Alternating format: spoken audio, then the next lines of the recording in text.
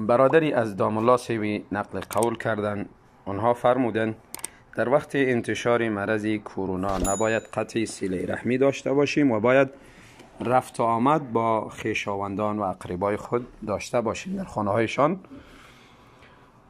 البته قطع صله رحمی در هیچ صورتی درست نیست. آدم همیشه باید با ارحام خود، با اقربای خود، خویشاوندان خود صله رحمی داشته باشد. البته ایره هم باید بدانیم یگانه راه صله رحمی رفت و آمد در خانه هم نمی باشه. راه مهم همین است، لکن یگانه راه هم این است. در وقت انتشار این مرض انسان آنچه که تدابیر امنیتی و توصیه های دکتران و همچنان دولت هاست باید به او عمل کند و شرعا همچنان است. اجازه ورود نیست به منطقه‌ای که او مرض رسیده و همچنان بیرون شدن از اون منطقه اجازه نیست.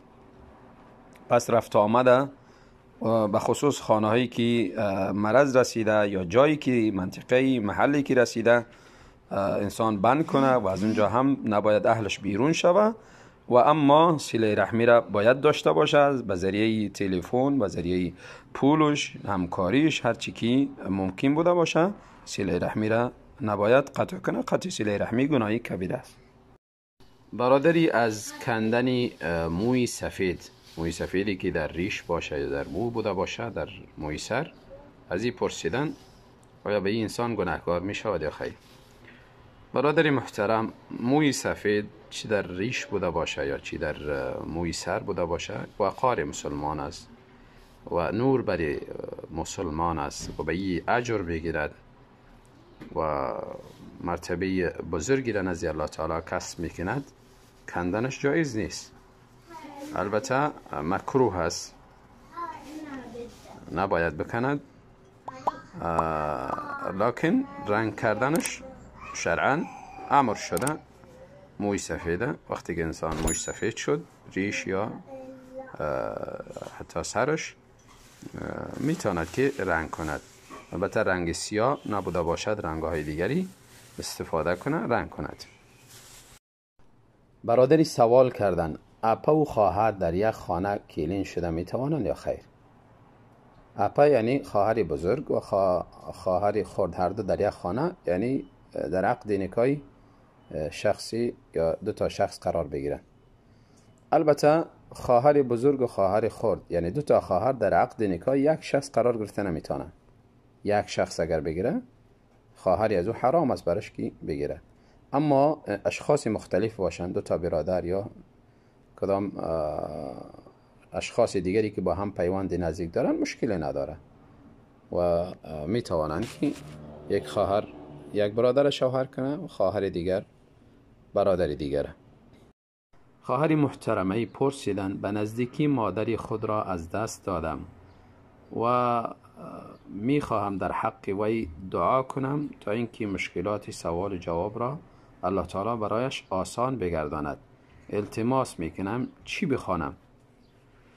خواهر محترمه، اولا الله شما را جزای خیر بدهد، اینکه هنوز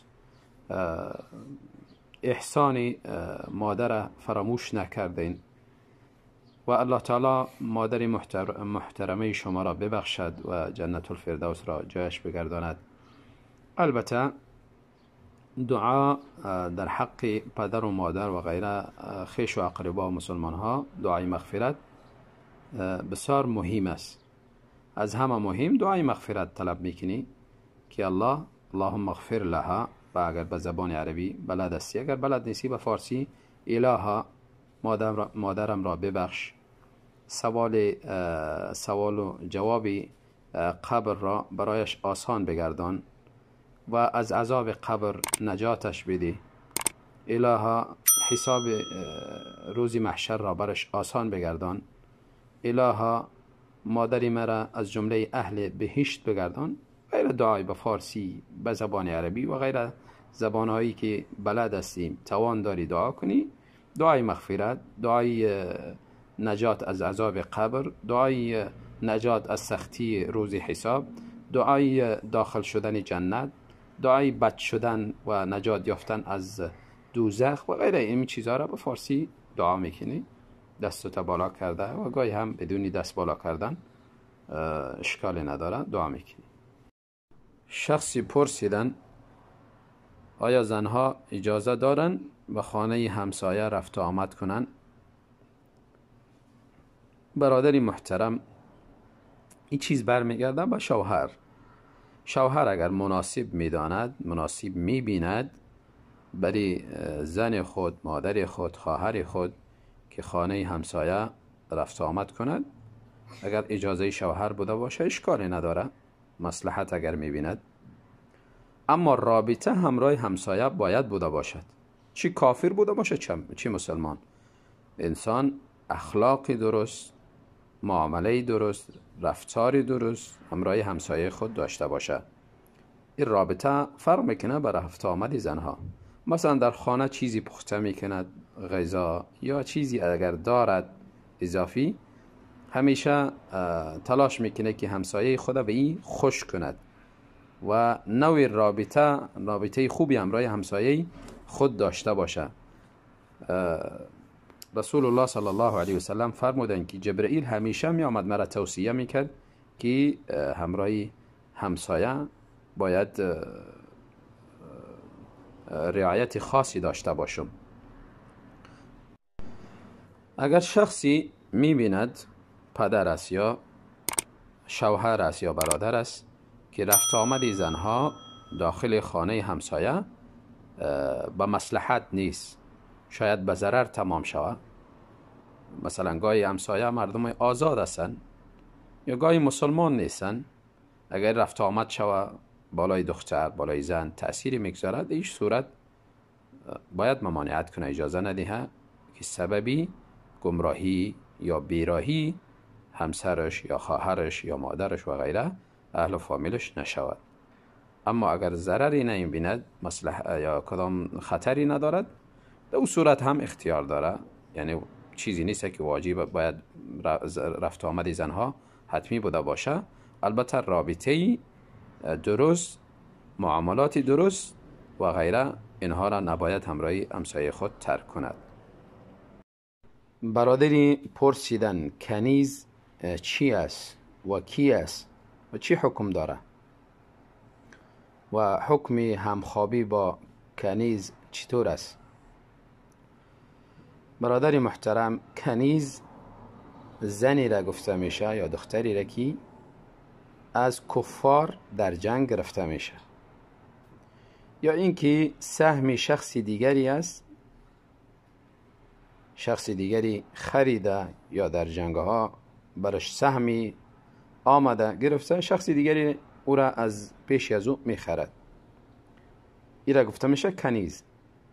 دختری که یا زنی که از کفار گرفته میشه در جنگها، نه بدون جنگ.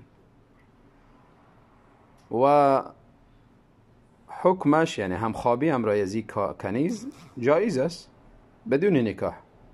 وقتی که کنیز انسان خرید یا سهمش در جهاد کنیز قرار گرفت، میتونه با او همخوابی کند و این مالش است، متاعش است، دیگه هر قسم میتونه تصرف کند، بفروشد، همراهش بخوابد و میتواند ایره آزاد کند و برای خود همسر بگیرد یا مطلقاً آزاد کنه کسی دیگری بگیرد.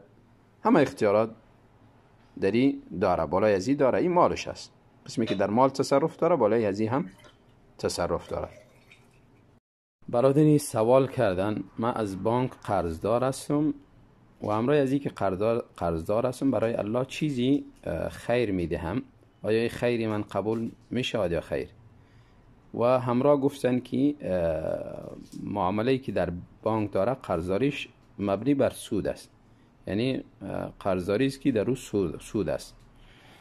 برادری محترم، اولا اگر این خیراتتان از امی پول سودی بوده باشه، در این صورت مال حرام است، صدقه از مال حرام به اون انسان ثواب نمیگیرد.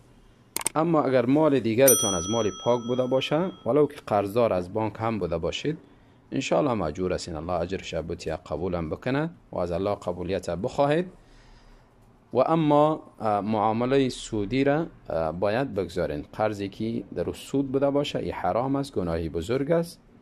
این نوع قرض انسان باید بگذارد.